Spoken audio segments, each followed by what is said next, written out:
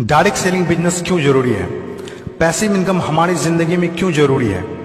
इस दुनिया में दो तरह की कमाई होते हैं, पहला एक्टिव अर्निंग और दूसरा पैसिव अर्निंग। एक्टिव अर्निंग किसे कहते हैं? वैसी कमाई जिसमें काम करे पैसा आए और जब काम करना बंद कर दे तो पैसे आना बंद हो जाए।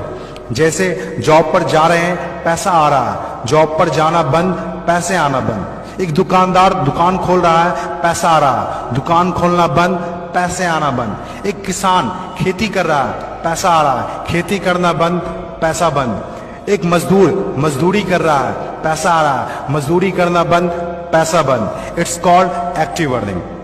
और दूसरा पैसिव अर्निंग। पैसिव अर्निंग किसे कहते हैं? एक ऐसी कमाई जिसमें एक तय सीमा तक काम करे और उसके बाद काम ना भी करे तो भी अर्निंग होती रहे। It's called passive earning. Passive earning क्यों जरूरी है? क्योंकि आज हमारा शरीर काम कर रहा है, कल वह काम नहीं करेगा। आज कुछ ऐसा करना है जो हमारी मौजूदगी ना भी हो तो भी हमें रेगुलर इनकम आती रहे, और वो ज्यादा जरूरी है। पैसिव अर्निंग जिससे एक मिडिल क्लास और पुअर फैमिली भी आसानी से अपनी अर्निंग बढ़ाकर एक अच्छी जिंदगी जी सकता है। आज पैसिव अर्निंग के तरीके का इस्तेमाल वर्ल्ड के सभी अमीर लोग, बिजनेसमैन, पॉलिटिशियन और एक्टर सभी अपने लाइफ में पैसे कमाने में करते हैं। पैसिव अर्निंग का मतलब ऐसा काम जिसमें किसी काम का रेगुलर इनकम आता रहे, जैसे रेंटेड प्रॉपर्टी, कोई मकान, बंगला या रूम को रेंट पर देने से जो पैसा आए। और भी है जैसे fix deposit, real estate, business, YouTube earning, ये सभी पैसिव अर्निंग में आते हैं। आज आपके पास कोई एक ही इनकम ऑफ सोर्स है, चाहे वो जॉब हो या बिजनेस हो या शॉप हो या फिर एग्रीकल्चर, कुछ भी हो, आप उससे अपनी लाइफ की जरूरतों को पूरा नहीं कर सकते हैं। अगर आपको एक बेहतर जिंदगी चाहिए तो आप सिर्फ एक ही इनकम ऑफ सोर्स पर डिपेंड नहीं रह सकते। आपको सेकेंड, थर्ड, फोर्थ या ज्यादा इनकम सोर्स बनाने होंगे। जितनी ज्यादा इनकम ऑफ सोर्स होगी उतनी ज्यादा अर्निंग होगी और आप अपने फैमिली को एक बेहतर जिंदगी दे पाएंगे। पैसिव अर्निंग करने के लिए आप ऑनलाइन और ऑफलाइन दोनों तरीके से कर सकते हैं। इसीलिए पहले आप कंफर्म करें कि आप किस तरह शुरुआत करना चाहते हैं। आपको बेसिक और सिंपल आइडियाज चाहिए, ज्यादा रिस्क भी नहीं हो और इन्वेस्टमेंट भी कम लगे। डायरेक्ट सेलिंग बिजनेस सबसे बड़ा एग्जाम्पल है। ये पैसे कमाने का वो रास्ता है जिसमें आप सिर्फ एक बार मेहनत करते हैं और कुछ ऐसे संपत्ति बना देते हैं जो आपको जिंदगी भर पैसे कमा के दे सके।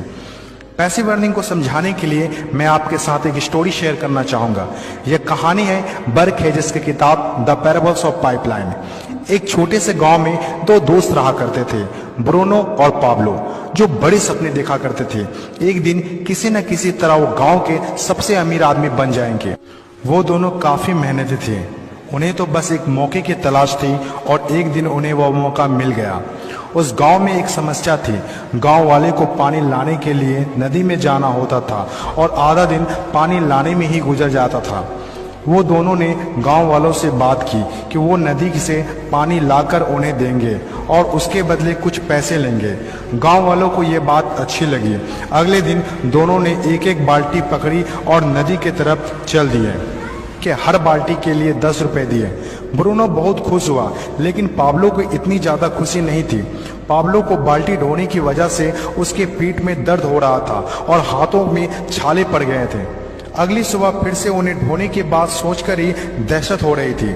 पाब्लो ने नदी से गांव तक पानी लाने का एक अच्छा आइडिया सोचा।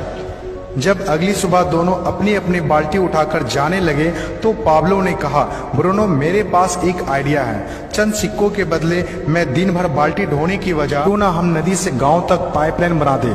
ब्रूनो ने कहा, पागल, हमारे पास एक बेहतरीन नौकरी है, अच्छे पैसे भी मिलते हैं जिससे हम जो चाहे खरीद सकते हैं। अपनी पाइपलाइन के आइडिया को दिमाग से निकाल दो। लेकिन पाब्लो इतनी आसानी से डिमोटिवेट होने वाला नहीं था। उसने अपने दोस्त को पाइपलाइन बनाने का आइडिया अच्छे से समझाया। हम लोग दिन के आधे समय बाल्टी ढोने का काम करेंगे और आधे समय और छुट्टियों के दिनों में पाइपलाइन का काम करेंगे। ब्रूनो ने पाब्लो की बात नहीं मानी। पाब्लो जानता था कि पथरीली जमीनों में पाइपलाइन बनाना आसान नहीं होगा, लेकिन पाइपलाइन बनने के बाद जो मिलेगा उससे वह इंस्पायर होकर काम करता रहा। जब पाब्लो अपना पाइपलाइन बनाता था तो गांव वाले उसकी मजाक उड़ाया करते थे, ये देखो Pablo the pipeline. Bruno Pablo से 2 गुना काम कर रहा था, इसीलिए वह 2 गुना पैसा भी बना रहा था।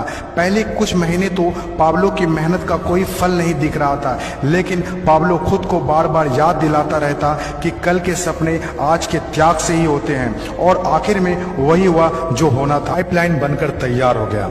अब पाब्लो सोता था तो भी पैसा आता था, नहाता था तो भी पैसा आता था, खाता था तो भी पैसा आता था, वह कहीं बाहर घूमने जाता था तो भी पैसा आता था। जितना ब्रूनो ने 3 साल में कमाया था, उतना पाब्लो ने 3 महीने में कमा लिया। गांव में जितना पानी बहकर जाता था, पाब्लो के जेब में उतना ही पैसा बहकर आता था। और मेरे हिसाब से direct selling business is the best opportunity. इस कहानी से हम 5 बातें सीखते हैं। पहला, विजन का होना। विजन सबके पास नहीं होता। विजन जो आंखों से नहीं, सोच से देखी जाती है। इस दुनिया में 5% लोग के पास ही विजन होता है, और वही इस दुनिया में कुछ बड़ा करते हैं। दूसरा, सबसे इंपॉर्टेंट, जब भी आप कुछ हटके करेंगे तो लोग आपका मजाक उड़ाएंगे, ठीक उस पाब्लो की तरह। तीसरा, लगातार काम करना। विजन पर काम करना आसान नहीं होता है, इसमें जबरदस्त फोकस के साथ तब तक काम करना होगा जब तक आप उसे कंप्लीट ना कर ले। चौथा, खुद को इंस्पायर करना। अपने आप को इंस्पायर करने के लिए वो देखना होगा जो पाइपलाइन बनने के बाद आपको मिलेगा। अपने सपनों को विजुलाइज करना होगा ताकि अपने आप को मोटिवेट और इंस्पायर कर सके। पांचवा और सबसे इंपॉर्टेंट बात, प्रॉब्लम सॉल्विंग वर्क। जिस तरह पाब्लो ने गांव की पानी की समस्या को सॉल्व किया, आज हर वो इंसान सक्सेसफुल है जिन्होंने लोगों के प्रॉब्लम को सॉल्व किया है, चाहे वो डॉक्टर हो या इंजीनियर,